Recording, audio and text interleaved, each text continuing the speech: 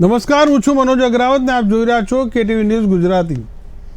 મધ્યપ્રદેશની રાજધાની ભોપાલમાં વડાપ્રધાન નરેન્દ્ર મોદીએ ભાજપના કાર્યકરોને સંબોધિત દરમિયાન મુસ્લિમોના લાભ માટે વાત કરીને અનેક તીર તાકી દીધા છે, જેને લઈને હવે યુનિફોર્મ સિવિલ કોડના કાયદામાં બદલાવના સંકેત મળી રહ્યા છે। પીએમ મોદીએ ભોપાલમાં મુસ્લિમ સમાજ વિશે ઘણી મોટી અને મહત્વની વાતો કહી। ટ્રિપલ તલાકનો ઉલ્લેખ કરતા વડાપ્રધાન મોદીએ એક સમાન નાગરિક સંહિતા જેને યુસીસી લાવવાના સંકેત પણ આપી દીધા। તેમણે કહ્યું કે મુસ્લિમોને ઉશ્કેરીને તેમને બરબાદ કરવામાં આવી રહ્યા છે। પીએમ મોદીએ ત્યાં સુધી કહ્યું કે જે લોકો ટ્રિપલ તલાકની તરફેણમાં વાત કરે છે તેની હિમાયત કરનારા તે વોટ બેંકના ભૂખ્યા લોકો મુસ્લિમ દીકરીઓ સાથે મોટો અન્યાય કરી રહ્યા છે। સમજી શકાય છે કે આ વાત કેટલી મહત્વની છે। કેટલાક લોકોને લાગે છે કે આ ટ્રિપલ તલાક માત્ર મહિલાઓની જ વાત કરી રહ્યું છે। ટ્રિપલ તલાકથી માત્ર દીકરીઓને જ નુકસાન નથી થતું। જો દીકરીને ખૂબ જ માન સન્માન સાથે સાસરે મોકલવામાં આવે અને 8-10 વર્ષ પછી કોઈ પણ ટ્રિપલ તલાક કહીને તેને હટાવી દે તો પછી જે માતા પિતાની પરિવારની દીકરી પાછી તેના ઘરે આવે છે તેનું શું થશે? એ ભાઈનું શું થશે જે ભાઈ બાપ બધા એ દીકરીની ચિંતામાં ઉદાસ થઈ જાય છે। એટલે કે ટ્રિપલ તલાકથી દીકરીઓ સાથે અન્યાય થઈ રહ્યો છે। આ વાત વારંવાર તેઓ કહી રહ્યા છે। એવું નથી કે આખો પરિવાર ભાંગી પડ્યો છે। પીએમ મોદીએ એ પણ કહ્યું કે મુસ્લિમ બહુમતીવાળા દેશોએ પણ ટ્રિપલ તલાક ઉપર પ્રતિબંધ લગાવી દીધો છે, તો શા માટે હજુ આપણે આપણા દેશમાં પ્રકારની સ્થિતિ છે? તેમણે એ પણ કહ્યું કે હું ઇજિપ્તમાં હતો, ત્યાં 90થી વધુ ટકા સુન્ની સમુદાયની વસ્તી છે। તેમણે 89 વર્ષ પહેલાં ટ્રિપલ તલાક નાબૂદ કરી આપી હતી। જો તલાક એ ઇસ્લામનો આવશ્યક ભાગ હોય તો પછી આ દેશોમાં ટ્રિપલ તલાક કેમ નથી? કતાર, જોર્ડન, પાકિસ્તાન, બાંગ્લાદેશ, ઇન્ડોનેશિયા એ જે સંપૂર્ણ મુસ્લિમ વસ્તી ધરાવતા જે દેશ છે ત્યાં ટ્રિપલ તલાક કેમ નથી? પીએમ મોદીએ એમ પણ કહ્યું હતું કે ભારતના મુસ્લિમ ભાઈ બહેનોને પણ સમજવું પડશે કે કઈ રાજકીય પાર્ટીઓ તેમને ભડકાવીને તેમનો રાજકીય લાભ લઈ રહી છે। આ મુસ્લિમ પાર્ટીઓ માત્ર વોટ બેંકનો ભાગ ન હોવો જોઈએ। આપણે જોઈ રહ્યા છીએ કે સમાન નાગરિક સંહિતાના નામે આવા લોકોને ઉશ્કેરવાનું કામ થઈ રહ્યું છે। જો ઘરમાં એક સભ્ય માટે એક કાયદો અને બીજા માટે બીજો કાયદો હોય તો શું ઘર ચાલશે? તો આવી જે બેવડી વ્યવસ્થા સાથે દેશ કેવી રીતે ચાલશે? આંગે આપણે સાંભળીએ હવે પીએમ મોદીએ શું કહ્યું कि यूनिफॉर्म सिविल कोड के नाम पर ऐसे लोगों को भड़काने का काम हो रहा है। आप मुझे बताइए, एक घर में परिवार के एक सदस्य के लिए एक कानून हो, परिवार के दूसरे सदस्य के लिए दूसरा कानून हो, तो क्या वो घर चल पाएगा? क्या कभी भी चल पाएगा क्या? फिर ऐसी दोहरी व्यवस्था से देश कैसे चल पाएगा? हमें याद रखना है कि भारत के संविधान में भी नागरिकों के समान अधिकार की बात कही गई है। साथियों, ये लोग हम पर आरोप लगाते हैं, लेकिन सच ये है कि यही लोग मुसलमान करते हैं। अगर ये मुसलमानों के सही मायने में हितैषी होते तो अधिकांश परिवार, मेरे मुस्लिम भाई बहन, शिक्षा में पीछे न रहते, रोजगार में पीछे न रहते, मुसीबत की जिंदगी जीने के लिए मजबूत नहीं रहते।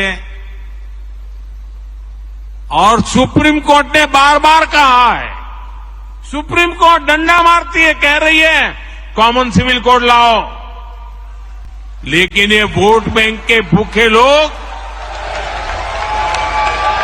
मुझे लगता है कि जो भी 3 तलाक के पक्ष में बातें करते हैं,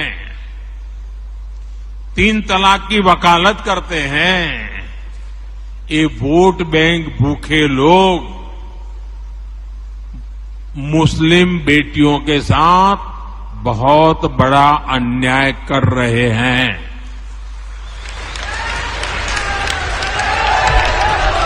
अच्छा, कुछ लोगों को लगता है कि भाई ये 3 तलाक से तो सिर्फ महिलाओं की बात हो रही है। तीन तलाक से जो नुकसान होता है ना, वो सिर्फ बेटियों को होता है ऐसा नहीं है, उसका दायरा उससे भी बड़ा है। आप सोचिए, बहुत ही अरमानों के साथ बेटी को शादी कर करके ससुराल भेजा हो और 8-10 साल के बाद तीन तलाक कह करके उसको कोई निकाल दे, तो उस माँ बाप का क्या होगा जिसके घर में बेटी वापिस आती है? उस भाई का क्या होगा? वो भाई, पिता, सब उस बेटी की चिंता में इतने दुखी हो जाते हैं। इसलिए तीन तलाक से सिर्फ बेटियों को ही अन्याय होता है इतना नहीं, पूरे परिवार तबाह हो जाते हैं, माता, पिता, भाई सब दुखी हो जाते हैं। और देखिए, दुनिया के अनेक मुस्लिम बाहुल्य देश, इसका इस्लाम से संबंध होता तो दुनिया का कोई मुस्लिम देश तीन तलाक खत्म नहीं करता। मुस्लिम बाहुल्य देश जहां पूरी तरह इस्लाम राज्य है, वहां भी तीन तलाक बंद कर दिया है। मैं परसों इजिप्ट में था, मिस्र में था। मिस्र में, इजिप्ट में 90% से ज्यादा सुन्नी मुसलमान समाज है और इजिप्ट में आज से 80-90 साल पहले तीन तलाक की प्रथा को समाप्त कर दिया। हमसे 90 साल पहले। अगर तीन तलाक इस्लाम का जरूरी अंग है तो पाकिस्तान में क्यों नहीं होता भाई? अगर तीन तलाक इस्लाम का जरूरी अंग है तो इंडोनेशिया में क्यों नहीं होता? अगर तीन तलाक इस्लाम का जरूरी अंग है तो कतर, जॉर्डन, सीरिया, बांग्लादेश, ये तो सारे मुस्लिम बस्ती वाले देश हैं, वहां पर उनको बंद क्यों कर दिया? मैं समझता हूं कि मुसलमान बेटियों पर तीन तलाक का फंदा लटका कर कुछ लोग उन पर हमेशा अत्याचार करने की खुली छूट चाहते हैं। यही लोग तीन तलाक का समर्थन भी करते हैं और मैं जानता हूं कि इसलिए ही मेरी मुस्लिम बहनें, बेटियां, मैं जब भी जहां जाता हूं वो भाजपा के साथ खड़ी रहती है, मोदी के साथ खड़ी रहती है।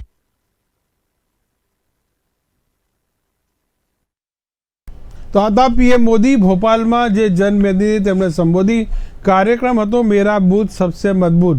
પણ આ કાર્યક્રમમાં તેમણે જે આ મહત્વની વાત મુસ્લિમોને લઈને કરી તેને લઈને રાજકીય જે બજાર છે તે ફરી ગરમ થઈ ગયું છે। આ ઘટનાને લઈને આ નિવેદનને લઈને લોકો મિશન 2024ની તૈયારીને પણ જોઈ રહ્યા છે। જે રીતે વિપક્ષો એક બાજુ એકજૂટ થઈ રહ્યા છે તો બીજી તરફ પીએમ મોદીએ આ મુસ્લિમ જે કાર્ડ છે તેનો દાવ ખેલ્યો તેવું રાજકીય નિષ્ણાતો કહી રહ્યા છે। આપણી સાથે ચર્ચા કરવા માટે અલગ અલગ મહાનુભાવ જે જોડાયા છે, સામાજિક કાર્યકર रुझान खंभाता, भाजप नेता हेमंत पटेल, प्रियवर्धन शाह राजकीय विश्लेषक और नजीर अजमेरी मुस्लिम अग्रणी है। आ तमाम लोगों खूब खूब स्वागत है। अपने शुरुआत पहला सौथी पहला सवाल है ते नेता हेमंत पटेल ने अपने करिए भाजपना। नमस्कार हेमंत भाई। बात हेमंत भाई ये कि पीएम मोदी जो आज कार्यक्रम હતો मेरा बूथ सबसे मजबूत અને એ પણ ભોપાલમાં આ કાર્યક્રમની સાથે સાથે તેમણે 5 વંદે ભારતને જે લીલી ઝંડી પણ બતાવી, પણ તેમના નિવેદનમાં જે તેમણે મુસ્લિમોની જે ભલાઈની વાત કહી છે તેને લઈને અનેક ચર્ચાઓ છેડાઈ ગઈ છે, શું કહેશો? હા, આજનો ખૂબ પર્ટિક્યુલર કોઈ રાજકીય કાર્યક્રમ આજનો હતો નહીં અને દેશને આત્મનિર્ભર બનાવનાર વૈશ્વિક નેતા, વિકાસ પુરુષ એવા અમારા નરેન્દ્રભાઈ મોદીએ મેરા બૂથ સબસે મજબૂત એ કાર્યક્રમ અંતર્ગત 15 લાખ મંડળો અને 10 લાખથી વધુ બૂથોને ડિજિટલ અને ઇલેક્ટ્રોનિક્સ માધ્યમથી બધાને જોડ્યા, દરેકને સારું માર્ગદર્શન પૂરું પાડ્યું અને ખૂબ સારો કાર્યક્રમ હતો આ કાર્યક્રમ માટે એવું કહેવાય કે અત્યાર સુધી ઘણા બધા રાજકીય કાર્યક્રમો થયા છે, પણ એની અંદર પહેલી વખત કાર્યકર ગુજરાત કાર્યકર સુધીનો જે સંવાદ થયો એ સર્વપ્રથમ કરનાર અને સર્વપ્રથમ શરૂ કરનાર એ ભારતીય જનતા પાર્ટી અને જેને સંબોધી નરેન્દ્રભાઈ મોદીએ અને ખૂબ સારું માર્ગદર્શન બધાને આપ્યું છે. અને બીજી વસ્તુ કે એમાં જે એમને તમે કહો છો કે મુસ્લિમ નું કાર્ડ ખેલ્યું, કાર્ડ નથી ખેલ્યું. આ સમાન સિવિલ કોડ માટે, યુનિફોર્મ સિવિલ કોડ માટે ઘણા ટાઈમથી અને મુસ્લિમ મહિલાઓને જે અન્યાય થઈ રહ્યો છે, ટ્રિપલ તલાક માટેનો બી આપણે તમે જોઈ રહ્યા છો. બધા એમાં કેવું છે કે ફોજદારી કેસોમાં બધા કાયદા સરખા છે, પણ જ્યારે આપણે દિવાનીની વાત આવે છે, ઘરેલું મામલાની વાત આવે છે, ત્યારે કાયદા ધર્મ પ્રમાણે અલગ અલગ કેમ? અને એમાં બી મહિલાઓનું શોષણ થાય એવા કાયદા શેના માટે? એટલા માટે કે ભાઈ તમારા લગ્ન કરવા હોય તો કે તમે મુસ્લિમ મહિલા પુરુષ હોય એ ગમે તેને 4 વખત બી મેરેજ કરી શકે છે, એની છૂટછાટ છે. એમાં ભરણ પોષણની કોઈ યોગ્ય જોગવાઈ નથી, બાળક વારસાઈની કોઈ યોગ્ય જોગવાઈ નથી, બાળકને દત્તક લેવા માટે બી પ્રોબ્લેમ છે. એટલે આ દરેક સમાજ માટે, ભારતમાં રહેતા દરેક નાગરિક માટે એક જ કાયદો હોવો જોઈએ અને જેનાથી કોઈનું શોષણ ના થાય અને દરેકનું જીવન ખૂબ સારું અને આનંદદાયક જીવી શકે. અને આ જ વસ્તુ દુનિયાના કોઈ પણ દેશમાં તમે જશો તો કોઈ પણ દેશમાં આ રીતે અલગ અલગ કાયદો નથી, ફક્ત આપણા ત્યાં જ છે. અને આનો જે વિરોધ કરી રહ્યા છે બિલકુલ ખોટો કહી રહ્યા છે. જે મહિલા શોષાય છે એની જોડે એમના નાના બાળકોનું પણ ઘણું શોષણ થતું જી હેમાંગભાઈ, આપણી પાસે ફરી આવીશ. પીએમ મોદીએ પણ એ જ કહ્યું કે દુનિયાના જેટલા પણ મુસ્લિમ રાષ્ટ્રો છે ત્યાં આ પ્રકારનો કાયદો નથી, અને ખાસ તેમણે ઇજિપ્તનો પણ દાખલો આપ્યો કે ત્યાં 90% સુન્ની વસ્તી છે છતાં પણ ત્યાં આ પ્રકારનું નથી. અને 80-90 વર્ષ પહેલાં આ ટ્રિપલ જે યુનિફોર્મ જે કાયદો છે ત્યાં આ પ્રકારનું નથી. ટ્રિપલ તલાક પણ તેમણે ત્યાં કાયદો છોડી દીધો છે. તો આપણે શા માટે, આપણી સાથે પ્રિયવર્ધન શાહ અને રુઝાન ખંભાતા પણ જોયા છે. પ્રિયવર્ધન શાહ પાસે જઈશું. નમસ્કાર પ્રિયવર્ધનભાઈ. જે વાત છે આજે જે પીએમ મોદીએ કીધું કે જે મુસ્લિમ મેરે મુસ્લિમ ભાઈ બહેન, અને વાત તેમના ભલાઈ માટેની કરી. કાર્યક્રમ હતો મેરા બૂથ સબસે મજબૂત નામનો. આમાં એવું છે કે બેઝિકલી ચૂંટણી પ્રચારની શરૂઆત તો એટલા માટે બી કહેવાય કે જ્યારે બૂથની વાત આવે છે એટલે ચૂંટણી પ્રચારની વાત શરૂ થઈ ગઈ કહેવાય. અને બીજી વસ્તુ એ છે કે એમણે જ્યારે મુદ્દાઓ જ્યારે ઉપાડે છે ત્યારે બધાને જે મુખ્ય મુદ્દા ઉપરથી ધ્યાન બીજે જતું રહે એ માટેનો પ્રયત્ન પહેલો હોય છે.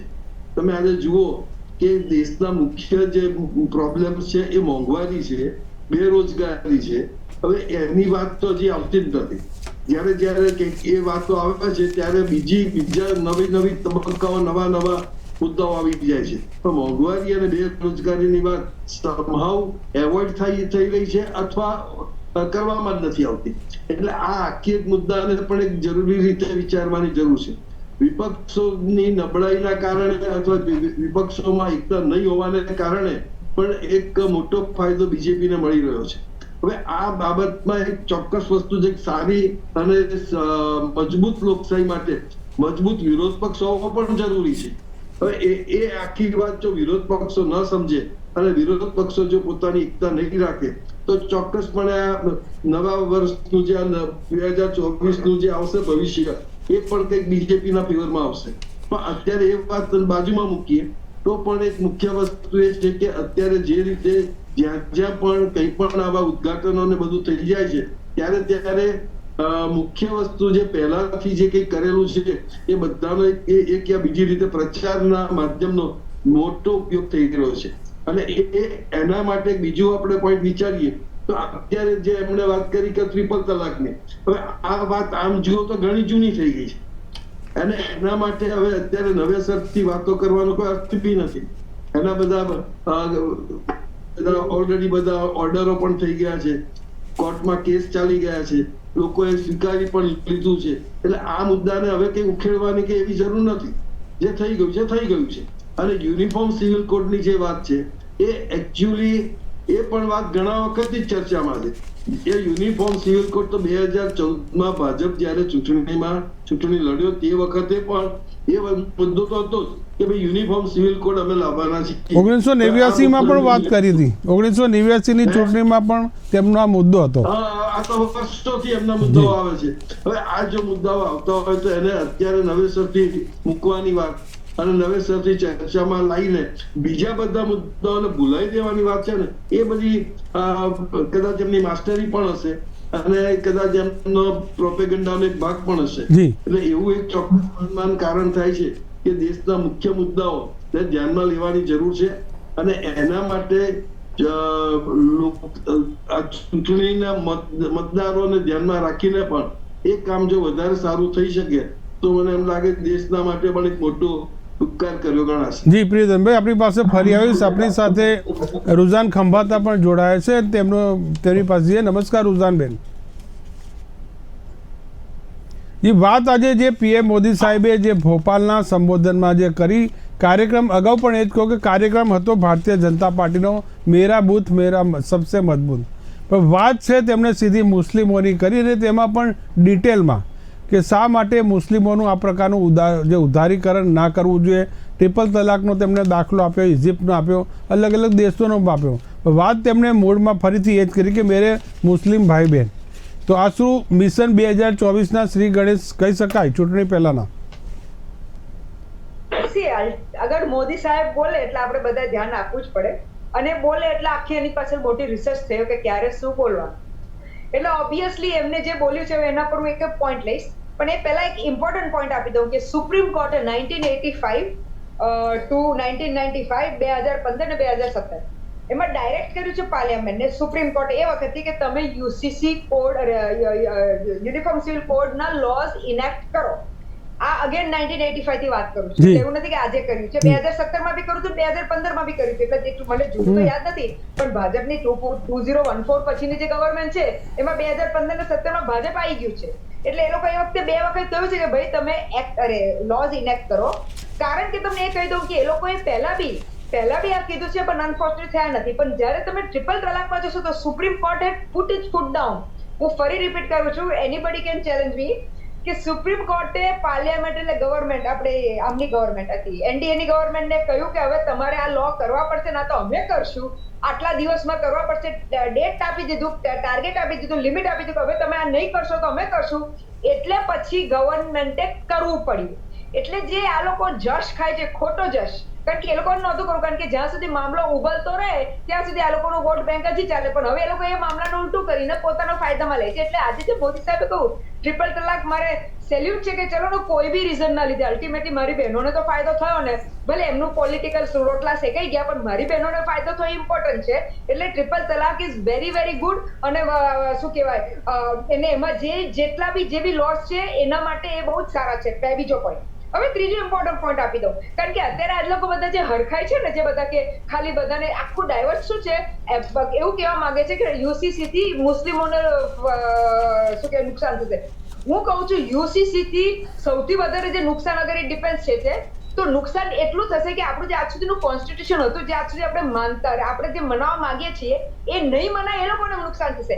આપણને બધાને તો ફાયદો થવાનો છે, મારી બહેનોને તો ખાસ ને ખાસ કે કોઈ બી જાતની, કારણ કે હિન્દુ બહેનો માટે બી જે હવે કહી દઉં, કારણ કે યુસીસી માં એ લોકો મેરેજ લો, ડિવોર્સ, ઇનહેરિટન્સ, એડોપ્શન અને સક્સેશન આ બધું એ લોકો એકમાં લઈ આવે છે. એટલે તમે હિન્દુ, મુસ્લિમ, શીખ, ઈસાઈ કઈ બી હો, તમારે એક જ લો આવશે ને તમારે માનવું પડશે. એટલે એનાથી, કારણ કે તમે એવું સમજો છો કે હિન્દુ ધર્મમાં બહેનો જોડે અન્યાય નથી થતા, તમે એવું સમજો છો કે શીખ ધર્મમાં બહેનો જોડે અન્યાય નથી થતા, બધા ધર્મોમાં થાય છે સાહેબ. અને એટલે કારણ કે પોતાનો પર્સનલ લો છે, પોતાના બધા ધતિન છે, એટલે બધી બહેનોને એનાથી ફાયદો થશે. ત્રીજું ઇમ્પોર્ટન્ટ પોઈન્ટ કે લોકો ભૂલી ગયા છે કે હિન્દુ અનડિવાઇડેડ ફેમિલી જે લો આવે છે, હવે thanks to this UCC Hindu undivided ફેમિલીનો લોમાં જે આ બધું નહોતું આવતું, જે મારી બહેનો જોડે ઇનઇક્વાલિટી થતી હતી, એ હવે નીકળી જશે અને બહેનોને એમાં લાભ થશે. એટલે સાહેબ હું તો 2 હાથ જોડીને સાહેબને કહું છું કે સાહેબ જલ્દી યુસીસી લાવજો, કારણ કે 2024 તો આપણે બહુ દૂરની વાત છે, અત્યારે તો 2023 જ લાવી દો, કારણ કે આ લો મારી બહેનો માટે બહુ ફાયદાકારક છે ને. અને તમને હવે ગવર્મેન્ટ સુપ્રીમ કોર્ટ બી સપોર્ટ કરે છે. સુપ્રીમ કોર્ટ કેમ કહે છે કે લો લાવો, હા જરા લો સાહેબ સ્ટ્રોંગ લાવજો, એવો ના લાવતો કે મારી બહેનો તમે એ જ કહો. એક ફાઇનલ પોઈન્ટ જ્યારે બાબા સાહેબ આંબેડકરે કોન્સ્ટિટ્યુશન લખ્યું હતું એટલે એમની આખી ટીમે ત્યારે એક આર્ટિકલ 44 હતી અને એમાં બાબા સાહેબ આંબેડકરે એવું લખી દીધું હતું કે ભાઈ આપણે અત્યારે એને અંદર નાખી બી દીધું તો એક સરસ એમને વર્ડ યુઝ કર્યો હતો, હા, સ્ટેટ શેલ, કારણ કે એમને એને શું કહેવાય યુસીસી ને એમને ઓપ્શનલમાં લઈ લીધું કારણ કે કહ્યું કે state shall endeavour to provide, એટલે કહ્યું કે સ્ટેટ કોશિશ કરશે કે એને યુસીસી પ્રોવાઈડ કરે પણ એને કમ્પલસરી નહોતું કર્યું કારણ કે એ વખતે આપણું ઇન્ડિયા રેડી નહોતું, પણ હવે તો આપણું ઇન્ડિયા યુસીસી માટે રેડી થઈ ગયું છે એટલે જે આર્ટિકલ 44 કોન્સ્ટિટ્યુશનમાં પાર્ટ 4 માં અને એક નાનો એ લોકોએ સબ આર્ટિકલ 35 નાખી હતી આ પોઈન્ટ પર, એટલે આવે એટલે એઝ પર કોન્સ્ટિટ્યુશન ઓલ્સો, કારણ કે સુપ્રીમ કોર્ટ આવે એટલે કોન્સ્ટિટ્યુશન પહેલા આવે એટલે એઝ પર કોન્સ્ટિટ્યુશન ઓલ્સો આપણે ઇન્ડિયા યુસીસી લાવી શકશે, પણ ફાઇનલ વાત કે યુસીસી સ્ટ્રોંગ લાવજો મહેરબાની કરીને, પાછો નબળો પુબળો ના લાવતા, ન તો આપણે પાછા હેરાન થઈશું ને ફરી 10 વર્ષ એની પોલિટિક્સ ચાલશે. જી હું એ જ સૌથી મહત્વ એ જ છે કે જે ગોવા છે પહેલું રાજ્ય જે છે કે ત્યાં યુસીસી લાગુ કરી દેવાય છે, દેશનું પહેલું રાજ્ય છે, તો ત્યાં પ્રોબ્લેમ પણ વાત એ છે કે જ્યારે પર્સનલ બોર્ડની વાત આવે, આપણે જે હિન્દુ બોર્ડની વાત આવે, સૌથી વધુ મોટી વાત એ છે કે હિન્દુ, મુસ્લિમ, શીખ, ઈસાઈ તમામ ધર્મો છે એક સાથે મળીને કરે છે. મેચ જોવા ક્રિકેટમાં જતા હોય તો બધા સાથે જતા હોય છે, ત્યાં આ પ્રકારના કોઈ લો નથી, પણ જ્યારે ધર્મની રક્ષાની વાત આવે, પર્સનલની વાત આવે ત્યારે આ પ્રકાર વિરોધ અને તરફદારી થઈ રહી છે. હેમાંગભાઈને વાત કરી છે. હેમાંગભાઈ, જે વાત છે રુઝાનબેને કીધું કે 1985થી આ પ્રકારનો સુપ્રીમ કોર્ટે પણ આદેશ આપ્યો હતો, જો ભારતીય જનતા પાર્ટી એટલે એનડીએ સરકારને જો લાવવો જ હોય તો પછી તેમની પાસે 2014નો સમય હતો, 2019નો પણ સમય હતો, હવે 2019નો આજે 5 વર્ષનો તબક્કો પૂરો થવા આવે છે ત્યારે કેમ વાત કરી રહ્યો છે?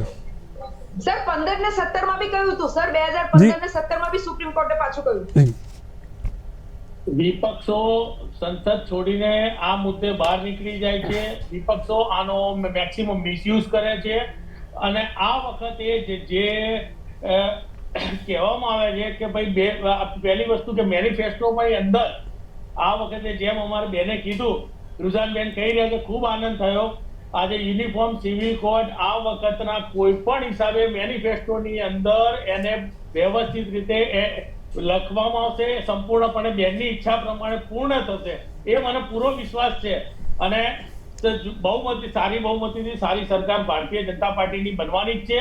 બીજા નંબરે કે અમારા વડીલ હમણાં કહેતા હતા કે ભાઈ મોંઘવારી, બેરોજગારી, પણ મોંઘવારી બેરોજગારીનો તમે મુદ્દો જુઓ તો પાકિસ્તાનની અંદર મોંઘવારીનો દર 38% છે, શ્રીલંકામાં 25% છે, બાંગ્લાદેશમાં 10% છે, આપણા ત્યાં 5%થી પણ ઓછો છે. એટલે મોંઘવારીની કોઈ વસ્તુ નથી. બેરોજગારીની વાત આવે તો આપણા દેશમાં ખૂબ રોજગારની તકો ઊભી થઈ છે અને ઘણી બધી તકો આપણા દેશમાં ખૂબ સારી રીતે ઊભી થઈ છે. બીજા નંબરે કે આ બેરાબૂજ મહાન અને એમાં મુસ્લિમોનો મુદ્દો લઈ નીકળ્યા તો મુસ્લિમોની સીધી વાત કરી, એ એવું નથી, એ મુસ્લિમો પણ ભારતના દેશના નાગરિક છે અને એ પણ ભારતના બુથની અંદર જ રહેતી વ્યક્તિઓ છે, એટલે આ દરેકને લાગુ પડે છે. એવું નથી કે આ ફક્ત હિન્દુઓ માટે હતું કે ક્રિશ્ચિયન માટે હતું કે આ મુસ્લિમો માટે નથી, એવું કશું જ નથી. ભારતના દરેક નાગરિક માટેની આજે વાત હતી. એટલે આજે સીધો સંવાદ જે જરૂરી હતું અને આ મુસ્લિમોની વાત નહોતી, આ મહિલાઓ માટેની વાત હતી અને આ દરેક મહિલાને લાગુ વળગતો મુદ્દો છે. એ ટૂંકમાં આપણે મિશન 2024માં મુખ્ય મુદ્દો આપણે તમે યુનિફોર્મ સિવિલ કોડને બનાવવા માંગો છો, એ તો ફાઇનલ થઈ ગયું. એવું નથી કે વિપક્ષો એકજૂટ થયા અને મુસ્લિમોની વોટ બેંક લઈ જઈને તમે મેનિફેસ્ટોમાં લેવાની વાત કરે છે. જી, હજી 2024ના મેનિફેસ્ટોમાં લેવાની વાત કરે છે, એટલે તમે સમજી શકો કે આ જ મુદ્દો બનાવવા માંગે છે. લીધેલા દરેક વાયદા પૂરા કર્યા છે. આની આગળનું પણ જોઈ લો તમે કે જે તમને કહેવામાં આવ્યું કે 370 ની કલમ તો હટાઈ, રામ મંદિર, તમારા ચાર મુદ્દા હતા, એનઆરસી નો હતો, 370 નો હતો, તમે એક બાકી રહી ગયો છે. એટલે દરેક મુદ્દા પણ વિરોધ પક્ષ દેશના હિત માટે નથી, વિરોધ પક્ષ રાજનીતિ કરવા માટે છે. અને દરેક જોઈ લો, ભારતીય જનતા પાર્ટી સિવાય દરેક પરિવારવાદની જ વાત છે કે ભાઈ કોંગ્રેસ હશે તો ભાઈ એમની દીકરીને અને દીકરાને આગળ લાવવા માટે ટ્રાય કરી રહ્યા છે, મુલાયમસિંહ યાદવ હશે તો એમના બાળકો માટે પ્રયત્ન કરી રહ્યા. ભારતીય જનતા પાર્ટી એક એવી પાર્ટી છે કે જે પરિવારવાદમાં નથી માનતી કે ભાઈ મારા પછી મારો દીકરો જે ગાદી સંભાળે એમાં નથી આવતી. એટલા માટે જ હું તમને કહું છું કે આ વસ્તુ ભારતીય જનતા પાર્ટી જ કરી શકશે અને ભારતીય જનતા પાર્ટી જ કરશે. જ્યારે આટલા પણ સારા એક એક એક હેમાંગભાઈ આપને કાયદાની- રોકીશ, એક વાત રોકીશ કે જ્યારે એક ભારતીય જનતા પાર્ટીની છાપ કદાચ પ્રિયવર્ધનભાઈને પણ ખબર હશે અને રુઝાનબેનને કે ગુજરાતમાં ક્યાંય ભારતીય જનતા પાર્ટી કોઈ મુસ્લિમ ઉમેદવારને ટિકિટ નથી આપતી. તમે ધારાસભ્યમાં જોઈ લો, લોકસભામાં જોઈ લો. તો હવે મુસ્લિમોની આપણે ભલાઈની વાત કરો તો 2024માં કદાચ મારા ખ્યાલથી મુસ્લિમોને ટિકિટ આપવા માંગે છે Bharatiya Janata party. Bharatiya Janata party મુસ્લિમને ticket આપે કે ના આપે, મુસ્લિમોના કામ થાય છે. ગુજરાતમાં દરેક મુસ્લિમ સલામત છે, ખૂબ સ્વતંત્ર છે અને ખૂબ સારી રીતે પોતાનું જીવન ધોરણ કરી રહ્યા છે. દંગા પ્રસાદ જે પહેલા થતા હતા, તમે જોઈએ છે, ધમાલ, કર્ફ્યુ, એ બધું જ સંપૂર્ણપણે બંધ છે. અને એવી શાંતિને બી દોડવાનો પ્રયત્ન જ્યારે નાનો મોટો કરવામાં આવ્યો તો કડક હાથે દબાઈ દેવામાં આવે છે. અને એ બી કરનાર તમે જોજો, ભારતીય આવેલા હશે કે એક ષડયંત્ર રૂપે જ થાય છે જે કઈ થાય છે. બાકી અહીંયા બધા ભાઈચારાની રીતે અને ખૂબ સારી રીતે રહે છે. એટલે મુસ્લિમોને ટિકિટ આપવી કે જ્યાં જેનું પ્રભુત્વ હશે એ પ્રમાણે ટિકિટ આપવામાં આવશે. ભારતીય જનતા પાર્ટી ક્યારે આ સમાજને આપવી ના આપવી એવું કશું જોતી નથી. જેનું પોતાનું સારી રીતે કામ કરવાની ભાવના હશે, જેનું પ્રભુત્વ હશે, જે ખૂબ સારી રીતે પોતાના વિસ્તારનો વિકાસ કરી શકશે, દરેકને ટિકિટ આપવામાં આવશે. જી, આપણે પ્રિયવર્ધનભાઈ શાહ પાસે જે પ્રિયવર્ધનભાઈ હેમાંગભાઈને આપણે સાંભળ્યા હશે અને તેમના મુદ્દા અને એજન્ડા પણ તમને ખ્યાલ આવી ગયા છે, સ્પષ્ટ થઈ ગયું છે 2024ના મુદ્દાનું ચિત્ર. મુખ્ય વસ્તુ તો એમણે જે કહ્યું કે ભાઈ મોંઘવારી 5% થી નીચે આવી ગઈ છે, પણ મને સમજાતું નથી. આંકડા તો ગજબના આ લોકો કાઢે છે, પણ જે વસ્તુના ભાવ ડબલ થઈ ગયા 5% કેમનું કહે છે સમજાતું નથી. અને બીજી વસ્તુ એક વસ્તુના ભાવ ડબલ થયા જ છે. એટલે તમે આંકડાની માયા ના કરો. લોકોને પૈસા ખિસ્સામાંથી કાઢવા પડે છે હેમાંગભાઈ, લોકોએ પૈસા ખિસ્સામાંથી કાઢવા પડે છે. એટલે એમને ખબર પડે છે કે કેટલું મોંઘું થયું છે. તમે લોકોની પાસે જાઓ અને એમને પૂછી જુઓ કે ભાઈ મોંઘવારી કેટલી વધી છે. લોકોનું ધારાધોરણ, દરેકની કમાવાની અને આવકનું ધોરણ બી ખૂબ વધેલું છે. સાહેબ 75% પબ્લિક આખા ઇન્ડિયામાં 15,000 રૂપિયાથી નીચે કમાય છે. 75%. તમે વિચારી લો. અને 15,000માં છે ને, 15,000માં રોજ એને દૂધ નથી મળતું. ફ્રૂટ બીમાર પડે ત્યારે જ મળે છે. આ બધી વસ્તુ સમજવાની જરૂર છે. આપણે એ સમજી રહ્યા નથી. અને ખરેખર મોંઘવારીની વસ્તુ બહુ મોટી છે. બેરોજગારી પણ એટલી જ છે. બેરોજગારી એટલે એવી રીતે પણ છે કે જે લોકો જેટલી એની કેપેસિટી છે એ પ્રમાણે જોબ નથી મળતી. આજે એન્જિનિયરો ક્લાર્ક થવા માટે નીકળે, એન્જિનિયરો ક્લાર્કની પરીક્ષાઓ આપે, એનો અર્થ શું છે? અહીંયાથી તો રોજગારી તમારા કહેવા પ્રમાણે અમેરિકા, યોગ્ય જોબ ન મળે એ પણ બેરોજગારી જ છે. તમને પણ એ જ કહું છું કે America, Australia, New Zealand, Canada, UK જે બધા જઈ રહ્યા છે એ ભણે છે શું અને જોબ શેમાં કરે છે એ પણ તમે જુઓ. પણ દરેકનું આવકનો સ્ત્રોત ખૂબ સારો છે. સાહેબ, તમે બીજા દેશની કમ્પેરિઝન કેમ કરો છો? આપણે આપણા દેશને સુધારવાની વાત કરો, આપણા દેશને ઊંચા લાવવાની વાત કરો. તમે પાકિસ્તાનનો દાખલો આપો છો, બાંગ્લાદેશનો આપો છો, શ્રીલંકાનો આપો છો. પણ બીજા કરતા આપણા દેશની પરિસ્થિતિ ખૂબ સારી છે, ઘણી સારી છે અત્યારે. અરે સાહેબ, મારી વાત સાંભળો. જોઈ લો કે છેલ્લા 10-15 વર્ષ હેમાંગભાઈ એક વાત સમજો. પહેલા ક્યાં હતા? અમેરિકાની અંદર એવરેજ ઇન્કમ જે છે એ $10,000 છે પર પર્સન પર મંથ. અને આપણે ત્યાં 15,000 રૂપિયા છે. ડોલર ગણો ને કેટલા રૂપિયા થયા. આખી વસ્તુ જો સમજવાની વાત હોય તો આમ સમજવી પડે. પણ તમે 142 કરોડથી ગુણો, આ ભાઈ તો અમે ફિફ્થ ઇકોનોમી થઈ ગયા, એ કોઈ ગણિત નથી. પહેલાથી આપણે કહું પૈસાદાર નથી થઈ જતા. આપણો પેલો જે ઈગો સંતોષીએ એ વાત જુદી છે. પણ બેઝિકલી તમે જુઓ તો આખા દેશની અંદર બેરોજગારી અને મોંઘવારી એ જબરજસ્ત રીતે પ્રોબ્લેમ કરી રહી છે. મેં તમને કહ્યું એ બેરોજગારી એટલે માણસ બેકાર હોય એવું નહીં. જે માણસને આજે જે કેપેસિટી લાખ રૂપિયા ખરેખર મળવા જોઈએ, જે તમે પીડબ્લ્યુડીમાં કે ગવર્મેન્ટના જોબમાં 1.5 લાખ રૂપિયા પગાર આપો છો, એ માણસને 15,000માં નોકરી કરવી પડે છે. આ તો સમજવું પડે કે નહીં આપણે? તમે પહેલા કરતા લોકોના જીવન ધોરણ વાત છે. હું તો એક મારી વાત સાંભળો, હું તો પોલિટિકલ માણસ તો છું નહીં. હેમાંગભાઈ અને પ્રિયતમભાઈ આપના એમાં ચાલતું હતું. આપણા બંનેની વાતો આપણે પછી લઈએ. આપણે રુઝાનબેન પાસે જઈએ, પછી નઝીર અજમેરી પણ આપણે જોડાઈ ગયા છે સ્ટુડિયોથી. રુઝાનબેન, જે વાત એ કરી કે હેમાંગભાઈએ કે બેરોજગારીમાં અને મોંઘવારીનો મુદ્દો તેમના માટે મોટો નથી. હવે તેમને વાત છે યુનિફોર્મ સિવિલ કોડ કે ફરીથી 2024ના ચૂંટણી ઢંઢેરામાં તેઓ લાવવાના છે, એ નક્કી છે.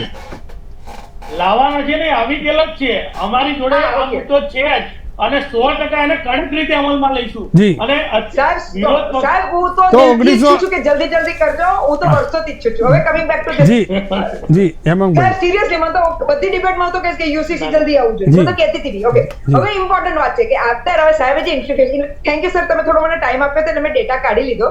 ઇન્ડિયાનો ઇન્ફ્લેશન રેટ અત્યારે 4.25 છે, જે લાસ્ટ ટાઈમ 4.7 હતો. આ મે 2023 નો એટલે લેટેસ્ટ ડેટા આપી રહી છું. તો એક્ઝામ્પલ આપું કે આપણે બહુ હરખીએ છીએ ને કે આપણે આગળ છીએ. આપણા કરતા એક્ઝામ્પલ છે જાપાન આગળ છે, ઇન્ડોનેશિયા આગળ છે, ઈરાક આગળ છે, ઇઝરાયલ આગળ છે, જોર્ડન આગળ છે, કઝાકિસ્તાન નથી આગળ, કુવેટ આગળ છે, આપણા કરતા મકાઉ આગળ છે, મલેશિયા 2.8 પર જ છે. હવે ગણાવ સાહેબ, ઓમાન 0.91 પર છે, ફિલિપાઇન્સ નહીં, કટાર 2.6, તમે કહો એટલા ગણાવ સાહેબ. સાઉથ કોરિયા 3.3 પર છે, તાઇવાન 2 પર. એટલે તમે સમજો સાહેબ, એટલે તમે મને ગણો. અને આ તો ખાલી એશિયા જ કાઢ્યું મેં. હજી યુરોપ, અમેરિકા, ઓસ્ટ્રેલિયા, આફ્રિકા તો હજી મેં કાઢ્યું નથી. ના તો બહુ મોટું લિસ્ટ બનશે. આ તો મેં થોડા એક્ઝામ્પલ આપ્યા. એટલે સાહેબ મહેરબાની કરીને લોકોને તમે ગેરમાર્ગે ના દોરો કે આપણે જ વર્લ્ડની ઇકોનોમી છે જેમાં ઇન્ફ્લેશન નથી. આપણે ઇન્ફ્લેશન છે અને બીજા કન્ટ્રીઓ કરતા ખરાબ છે. હા, થોડી કન્ટ્રીઓ કરતા સારા બી છે. કઝાકિસ્તાન ને તુર્કમેનિસ્તાનમાં 17% છે, આપણે ત્યાં 5% છે. અગ્રી કરું છું, ના નહીં પાડું, પણ આપણે બ્રિટન કરતા સારું છે ને બેન? હા, બ્રિટન કરતા સારું છે. અમદાવાદ પાકિસ્તાન ને બાંગ્લાદેશ જ છે. ના, બ્રિટન કરતા આપણે પડોશી રાષ્ટ્રોની આપણે કમ્પેર કરીએ. બ્રાઝિલ બી આપણા કરતા આગળ છે, બર્મુડા બી આપણા કરતા આગળ છે, કેનેડા બી આપણા આગળ કરતા છે. હવે સમજો, કોસ્ટોરિકા બી આગળ છે, યુકેડોર બી આગળ છે, એલ સેલ્વાડોર બી આગળ છે. બોલો ને, આખું લિસ્ટ જ પડી છે સાહેબ.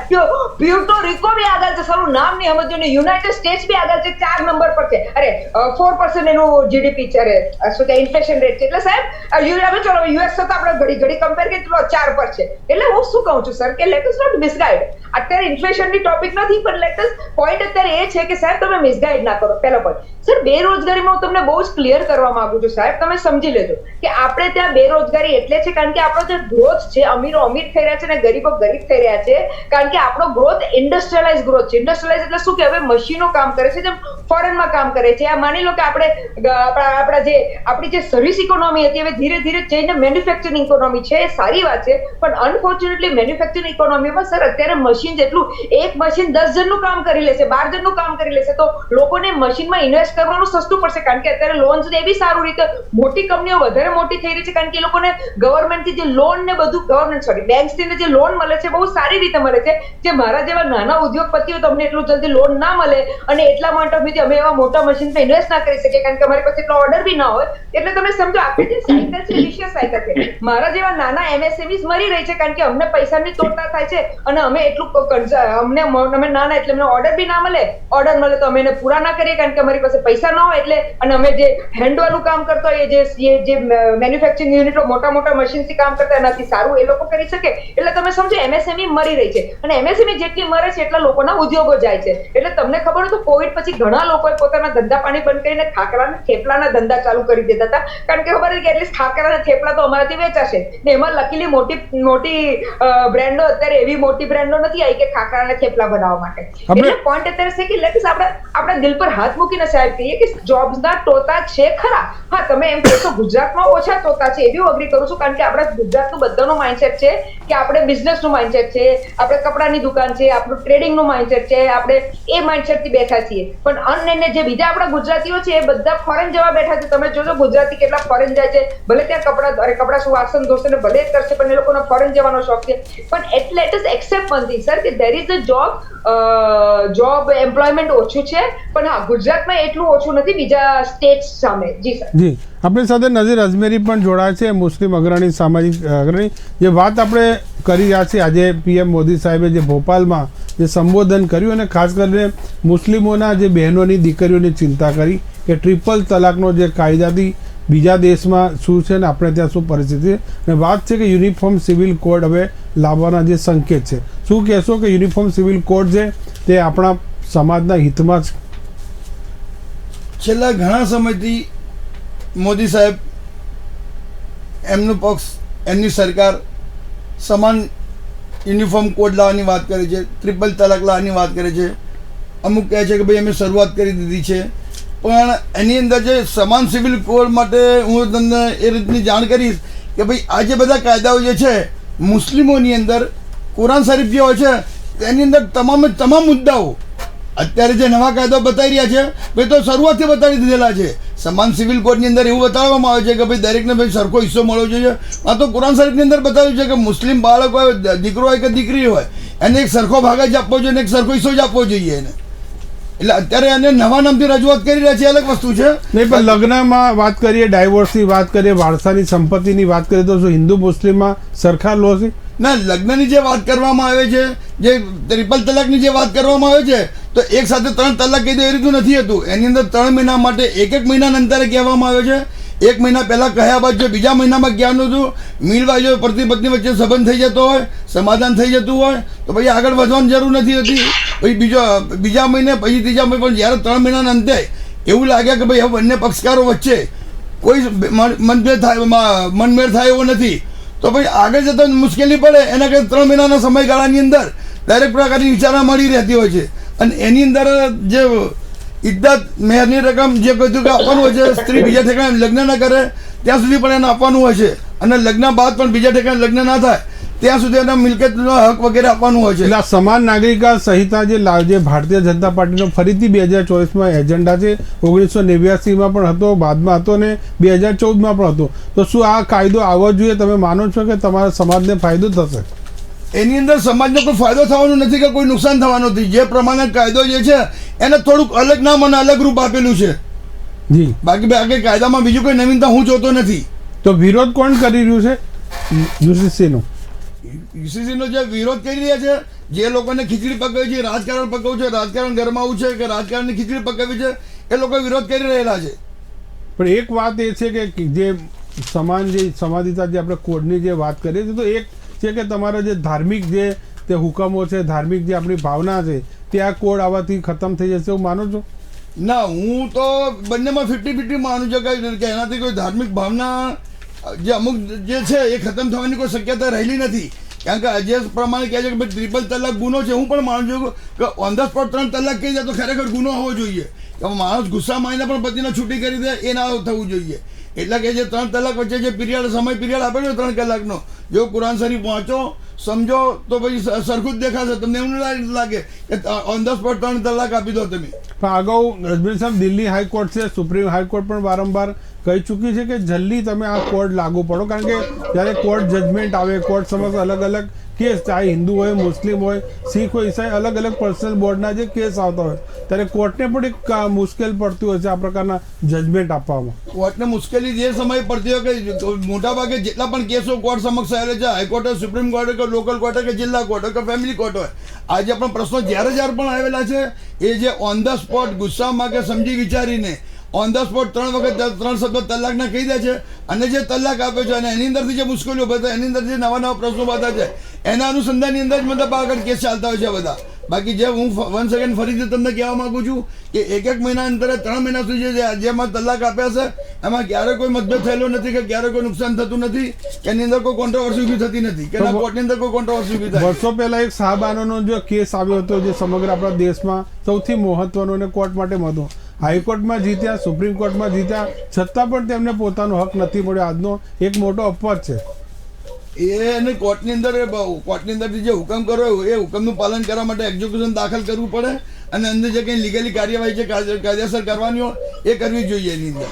બાકી દરેક કુરાન શરીફ, હું ફરીથી કહું છું કે કુરાન શરીફની અંદર નાના બાળકથી લઈને કે સ્ત્રીથી લઈને કે કુંવારી દીકરીથી લઈને કે પરણેલા દીકરાથી કે ઘરના મા બાપ હોય કે કોઈ પણ હોય, દરેકનો હિસ્સો, મિલકતનો હિસ્સો કેવી રીતે આપો, પત્નીનો હિસ્સો કેવી રીતે આપો, દીકરીનો હિસ્સો કેવી રીતે આપો, દીકરાનો હિસ્સો કેવી રીતે, તમામ એનું છણાવટ કરેલી છે. પણ જે હિન્દુ ધર્મમાં ધારો કે જે ડાયવોર્સ સ્ત્રીને જે સંપત્તિમાં કે જે પતિના હક જેટલો મળે છે એટલો જ શું હક કેટલી ટકાવારી મુસ્લિમ સમાજમાં મળે છે ખરી? મુસ્લિમ સમાજની અંદર 100% મળે છે જ. એની અંદર મતલબ ફરીથી હું કહું છું કે જે તમે કુરાન શરીફ વાંચો એનું અર્થઘટન કરો, સારી રીતે અને સાચી રીતે અર્થઘટન કરો, તો કોઈને પણ હક હિસ્સો આપ્યા વિનાનું કોઈને રાખેલું નથી કે કોઈને અન્યાયથી એવું રાખેલું નથી. પણ એ છે કે ટ્રિપલ તલાક પછી જે તમારામાં પુરુષો એ તરત શાદી કરી શકે જ્યારે સામે મહિલા નથી કરી શકતી. નહીં, એવું નથી હોતું. એની અંદર જે મહિલાને તલાક આપવામાં આવે છે એને 2.5 મહિનાની ઇદ્દત ભરવાની હોય છે. એ ઇદ્દત ભર્યા પછી તે પણ બીજા ઠેકાણે લગ્ન કરવા માટે બિલકુલ સ્વતંત્ર હોય છે.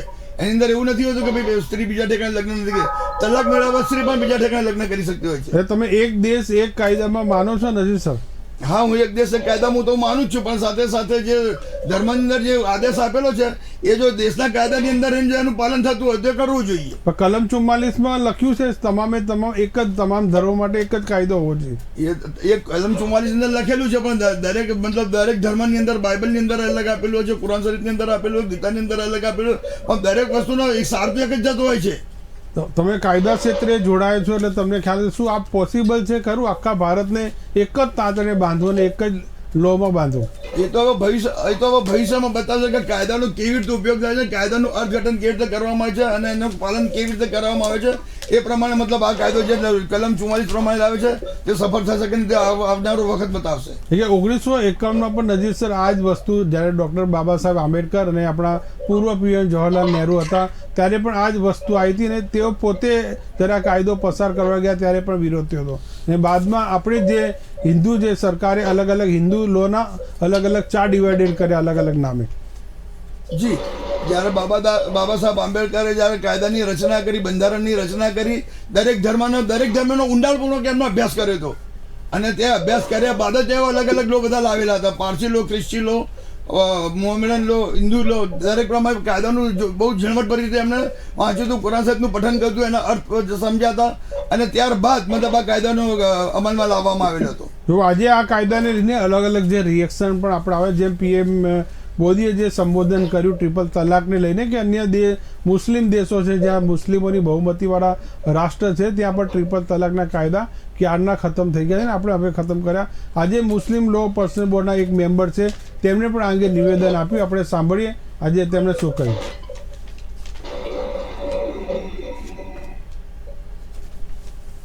संविधान की हम भी वही बात कर रहे हैं. इनके और हमारे करने में एक अंतर है. प्रधानमंत्री जी को ये याद रखना चाहिए, उन्होंने जो संविधान की शपथ ली है वो बाबा साहब ने जो बनाया था वो ली है. और हम लोग एक बात कह रहे हैं, ये इधर उधर की बातें ना करें.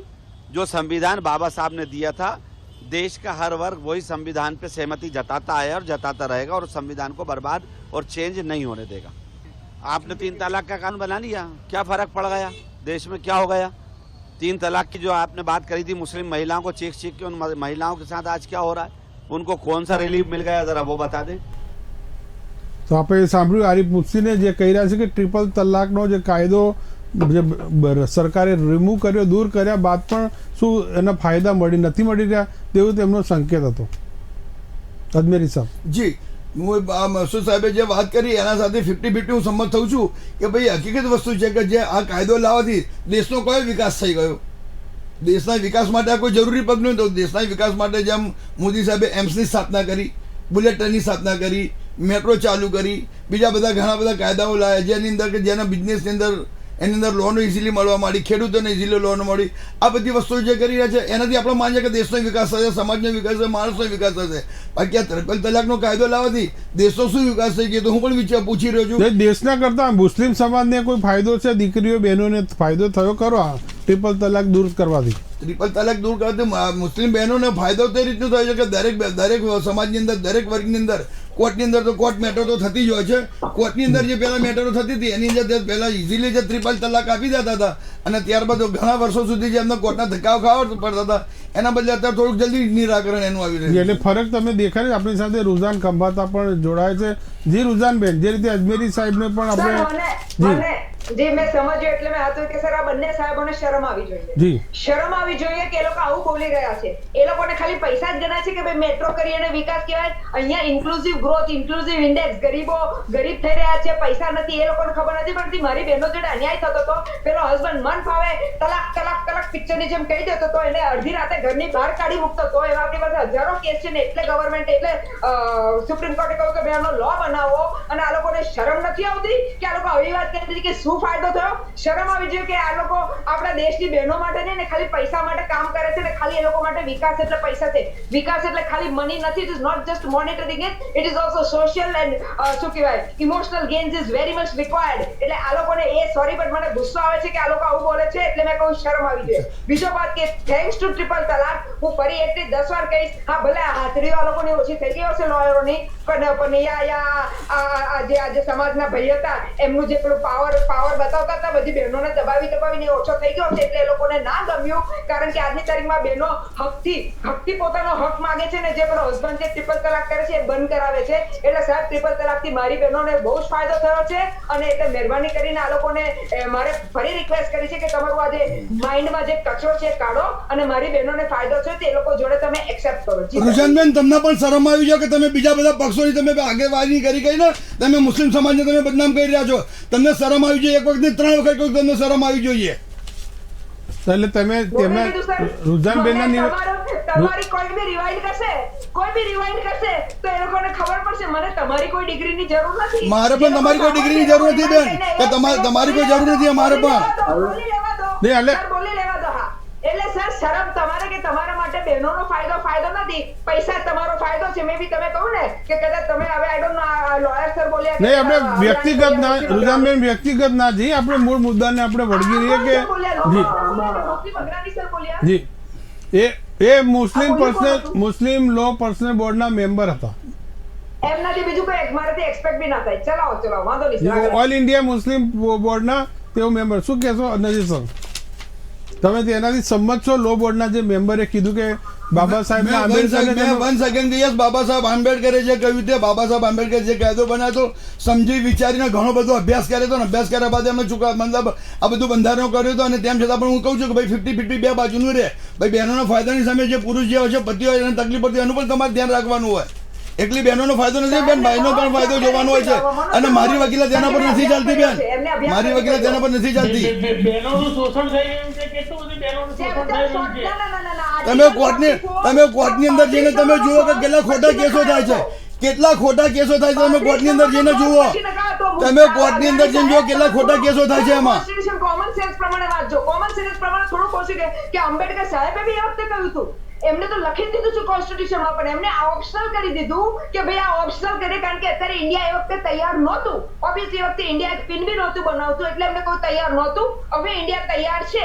Let us accept that sir. એટલે સાહેબને હાથ જોડીને મહેરબાની વિનંતી કે થોડું વાંચીને આવો સાહેબ, તો મજા આવે. ડિબેટ કરવાની બી મજા આવે સાહેબ. નજીર સાહેબ, જે વાત છે કે મુસ્લિમોનો ફાયદો થયો છે, રુઝાનબેન જે કહી રહ્યા છે કે ટ્રિપલ તલાકથી 100% ફાયદો થયો, તમે કહો છો કે જે બીજા બધા ફાયદા જે મળવા જે નથી મળ્યા. ભાઈ જે બહેનોનો ફાયદો થયો છે એની સામે ભાઈઓની તકલીફો પણ એટલી વધેલી છે કે ખોટા કેસો પણ એટલા વધી ગયા છે. સમાજની અંદર જો તો બેન અને ભાઈ એના હસબન્ડ અને ભાઈ બંનેથી સમાજ ચાલતો હોય, બંનેથી સંસાર ચાલતો હોય છે. જી હેમાંગભાઈ આપની પાસે આવી છે તો આપણે વાત નજીર અજમેરીની પણ તમે સાંભળી હશે ને રુઝાનબેનની પણ સાંભળી હશે. શું કહેશો? ત્યાંથી પ્રોબ્લેમ લાગે. હેમાંગભાઈ, હા જી બોલો, સંભળાય છે. જી હેમાંગભાઈ. સર વેટ કરીએ, ત્યાંથી પ્રોબ્લેમ લાગે છે. હા તો વાત એ છે કે દેશ એક છે અને કાયદો પણ એક હોવો જોઈએ. વર્ષોથી આ પ્રકારના જે યુનિફોર્મ જે સિવિલ કોડની જે આપણે વાત કરી રહ્યા છે કે લાવવા માટે ખૂબ જ જરૂરી છે કે રાજ્યસભા લોકસભામાં પણ આ બિલ છે તે પસાર થવું જોઈએ. અલગ અલગ રાજ્યોએ કોશિશ જરૂરથી કરી હતી, રાજ્યસભામાં પણ આ બિલ પસાર થયું હતું, હજુ સુધી તેનો એક છે તે નથી બની શક્યો. નજીર સર, આની રાજનીતિ ના હોય, આ તો અમલમાં મૂકી દેવાનું સુપ્રીમ કોર્ટે કહેલું છે. બસ હું અગ્રી કરું છું. આ લોકો કરશે, એ લોકો ના પણ બધા પક્ષોનો સહકાર હોય ત્યારે આ પોસિબલ થશે સર. તમારી બહુમતી છે, પાસ કરી દો. બહુમતી લોકસભામાં વિરોધ તો છે, વિરોધ શેના માટે કરવાનો? રાજ્યસભામાં લોકસભામાં બંનેમાં બિલ ઉપર ચર્ચા થાય ને. કલમ તમે પાસ એ કરી લોકો કે સંસદ વિધાનસભા છોડીને બહાર નીકળી જાય છે. એ કેટલા એઝ વિષય પર યોગ્ય છે? એઝ પર લો કમિશને એને કન્સલ્ટેશન કરાવવું પડે, પબ્લિકમાં મૂકવું પડે, એટલે એ સ્ટેપ્સ લેવા રહ્યા છે. પરફેક્ટ થઈ રહ્યું છે સર, એઝ પર લો થવું જ જોઈએ અને પરફેક્ટ થઈ રહ્યું છે, એમાં કોઈ ડાઉટ નથી. પણ સર, મારે હેમાંગ સરને હાથ જોડીને રિક્વેસ્ટ કરી છે કે કિરણ રિજિજુ ભાઈ, તમારા મિનિસ્ટર, પૂર્વ કાયદા મંત્રી. હા, એ વખતે અત્યારે તો નહીં, એમને કહ્યું હતું આઈ થિંક 2022 કે 23 માં કે ભાઈ તમે સ્ટેટ પોતાની રીતે બી યુસીસી લો, જેમ એસેમ્બલીમાં લો બને છે ને, જેમ આપણો પેલો ફ્રીડમ ઓફ રિલીજન નો લો, જાતના લો જે બને છે ને, જેને લવ જિહાદ નામ આપે છે, એવા લો બી તમે બનાવો છો, તો તમે આ લો બી બનાવી દો યુસીસી માં. તો કેમ કોઈ સ્ટેટ અધર દેન ગોવા, વચ્ચે કંઈક ઉત્તરાખંડે ટ્રાય કર્યું હતું, પણ કેમ કોઈ સ્ટેટ આ લો હજી લાવી નથી શકી? આપણે એ બી પૂછી લઈએ ને સાહેબ, જોડે એટલે સામે એક તરફદારીની સામે વિરોધ પણ જોવા જેવો છે, કારણ કે ફરીથી આ વિપક્ષો છે એનો એ જ મુદ્દો છે. પણ મહત્વની વાત છે કે કાયદા પંચે આ સૂચનો માંગવાનું શરૂ કર્યું છે. છેલ્લી તારીખ છે તે 15 જુલાઈ છે. 15 જુલાઈ બાદ આખા દેશનું જે ચિત્ર છે આપણને સ્પષ્ટ થશે કે કયા કયા પક્ષો તરફેણમાં છે અને કયા વિરોધમાં. પણ ફરીથી એ જ કહું કે મુસ્લિમ લો પર્સનલ બોર્ડના જે અનેક જે પોતાના કાયદા છે સ્વતંત્ર છે, એ કાયદામાં શું આના પર તરાપ આવશે ખરી નથી અજમેરી સાહેબ? ના, કોઈ તરફ આવશે નહીં. મારું તો એવું માનવું છે કે ભાઈ કાયદો કાયદાની રીતે કામ કરે છે. મોમેડન લો જે મતલબ જે ધાર્મિક કાયદો અમલમાં છે, જ્યાં ધાર્મિકની અંદર જે લોકો માનતા છે, જે કુરાન શરીફને માને છે, એ કુરાન શરીફ પર ચાલશે ને, દેશના કાયદાનું પણ પાલન કરશે ને કુરાન શરીફમાં જે જણાયેલું છે એનું પણ પાલન કરશે. એટલે તમે માનો લગ્ન છે, ડાયવોર્સ છે, મિલકત વારસાના બધાના હકો છે, તેમાં એક જ કાયદો બનવો જોઈએ. કાયદો ફરીથી હું તમને કહું છું કે ભાઈ મોમેડન જેમ એમ કહે કે સમાન સિવિલ કોડ લાવવો જોઈએ, ડિવોર્સનો કાયદો આવી જશે કે સમજો કે ભાઈ કોર્ટની અંદર હિન્દુ લો પ્રમાણે કોર્ટમાંથી દીકરી લેવાની હોય છે, મોમેડન લો પ્રમાણે જો મોમેડનને પણ જો કોર્ટમાંથી દીકરી લેવાની થતી હશે, તેમ છતાં પણ 3 વાગે લાયકો બોલશે, ચાહે કોઈ પણ વ્યક્તિ હશે. તો પછી આ યુસીસી કઈ રીતે કહેવાય? હેમાંગ પટેલ પાસે જઈશું. હેમાંગભાઈ, એ કહે છે કે ભાઈ જે એમના લો રહેશે, પણ જે આપણા જે કાયદો બનશે એ કાયદાને એમને અનુસરવું જ પડશે, કાયદાનું પાલન કરવું જ પડશે, અને કાયદા પ્રમાણે બહેનોની રક્ષા થશે, એમને વારસાઈના હક મળશે, એમને દરેક પ્રકારના બહેનોને હક મળવાના છે. અને એ હક મળે શું થશે? એવું એ હક મળે, બહેનો થોડી સ્વતંત્ર થાય છે, ખુલ્લા દિલ્હી થાય છે, અને એ પોતે બી એમના પ્રોગ્રેસ કરે. અત્યારે મહિલાઓ કયા સ્ટેજે પહોંચી છે જુઓ. આજે પહેલા મહિલાઓ ઘૂંઘટ ઓઢીને ફરતી હતી, આજે પ્લેન ચલાવતી થઈ ગઈ, આજે એક પાયલોટની ભૂમિકામાં છે, અત્યારે મહિલાઓ દેશ ચલાવતા થઈ ગયા, ખૂબ આગળ છે. એટલે પ્રગતિ દરેક સમાજની મહિલાઓ આગળ જવી જોઈએ. કોઈ સમાજની મહિલાને અન્યાય થાય એ ચાલે નહીં. એટલા માટે સિવિલ કોર્ટની જરૂર છે. જી હેમાંગભાઈ, તાકાતથી આનો અમલ કરવા. જી આપણે પ્રિયોદનભાઈ નું પણ નિવેદન લઈ લઈએ. જી પ્રિયોદનભાઈ. હેમાંગભાઈ જે કહે છે, મારો તો મુદ્દો એટલો છે કે સુપ્રીમ કોર્ટે ઓલરેડી અત્યારે આવા બધા ચુકાદાઓ આપ્યા છે, તેનો અમલ કરવો જોઈએ. તાત્કાલિક અમલ કરવાનું ચાલુ કરો ને. તમે કાયદો બનાવીને મૂકી દો. પણ હેમાંગભાઈની ફરિયાદ હેમાંગભાઈ રાતોરાત જો પ્રેસિડેન્ટની સહીથી જો કાયદો બની શકતો હોય તો તમારી પાસે 2023 છે, 2024માં ચૂંટણી છે, તો 24માં મેનિફેસ્ટોમાં લેવાને બદલે અત્યારે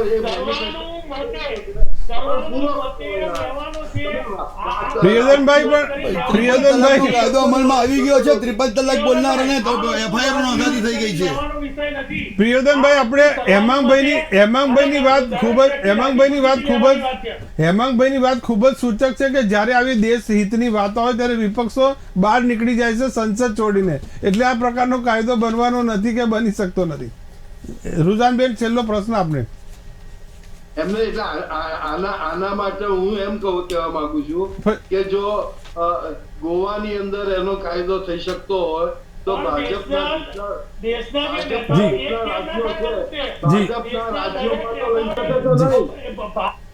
આમાં ભારતીય જનતા પાર્ટી કે નરેન્દ્ર મોદીજી કે એવું કશું જ ના હોવું જોઈએ. આ જયારે આપણા નાગરિકની વાત આવે છે, મહિલા નાગરિકોની વાત આવે છે, તો આપણે એક થવું જોઈએ અને સર્વાનુમતે આગળ ઊંચી કરવી જોઈએ. રૂલિંગમાં તો લઈ લો એમ કહું છું. ગુજરાતમાં છે, મહારાષ્ટ્ર છે, મધ્યપ્રદેશ છે, હિમાચલ છે, જી આપણે રૂઝાનબેને એક છેલ્લો પ્રશ્ન પૂછી લઈએ. જી બોલો. હા. અચ્છા સર પૂછો પછી હું બોલું બીજું બી બોલું. વાત એ બરાબર? છે કે જે પૂછો. પ્રિયોદનભાઈએ કીધું કે અગર જો વિપક્ષો આપણે સાથ ના આપતા હોય તો પ્રેસિડેન્ટની ડાયરેક્ટ સહીથી ખરડો આપણે અમલમાં લાવી શકીએ એવી પણ એક જોગવાઈ છે. સર એક મિનિટ ઓડિયન્સ ના સર એક મિનિટ સર બોલાવી લેવા દો સર. એ ઓડિયન્સ તો એ લોકોને બીજા એ લોકો ઇટ ઇઝ હથિયાર ફોર ધેમ. જે દિલ્હીમાં એ લોકો ઓડિયન્સ હથિયાર તરીકે યુઝ કરતા, અત્યારે હથિયાર તરીકે યુઝ કરવાની જરૂર નથી, કારણ કે ટાઈમ છે ને જેટલો વધારે તમાશો થશે એટલો બહેનોના મનમાં થશે કે ભાજપ જ અમારી ભગવાન. એમાં કોઈ ડાઉટ નથી, જે થતું હોય થાય. પોઈન્ટ અત્યારે એ છે સાહેબ, તો એઝ પર લો એ લોકો આ કરવું જ પડશે. હા, મેં પહેલા જે ક્વેશ્ચન પૂછ્યો ફરી પૂછી શકું છું કે ભાઈ સ્ટેટે પોતાના યુસીસી કેમ અત્યાર સુધી નથી બનાયા, પણ એ અલગ સ્ટોરી છે, કારણ કે એ લોકોને કદાચ એમાં કઈ પોલિટિકલ બેનિફિટ ના મળી હોય. પણ એઝ પર લો એ લોકો આ રીતે જવું પડશે ને એમાં બી કઈ ખોટું નથી. લેટ ધેમ ગો, કારણ કે તમે તરત જ સાહેબ એમ જ કહો કે કાલ ઉઠીને આ કાયદો બનાવી, કારણ કે ઓડિયન્સ કશો પછી બી કાયદો તો તમારે બનાવવો જ પડશે, અને એમાં જે પ્રોસિજર એ કન્સલ્ટેશન પણ કરવા જ પડશે. ભારતીય ગૃહની જે પરંપરા છે રાજ્યસભા અને લોકસભામાં પસાર થાય સર્વાનુમતે પછી આવે. જી જી હેમાંગભાઈ પ્રિયોદનભાઈ જી હેમાંગભાઈ પ્રિયોદનભાઈ રૂઝાનબેન અને નજીર અજમેર સર, આપનો ખૂબ ખૂબ આભાર. આપણે મહત્વના જે સૂચનો આપ્યા, એક દેશ અને એક કાયદો જે બનવા માટેની આપણી જે ચર્ચા હતી, કેટલાક મહત્વના સૂચનો પણ એમાં બહાર આવે. તો સવાલ એ છે કે અલગ અલગ તમામ ધર્મના લોકો એક જ સાથે જો તહેવાર મનાવી શકતા હોય તો પછી કાયદા તેમના અલગ અલગ કેમ છે? નમસ્કાર.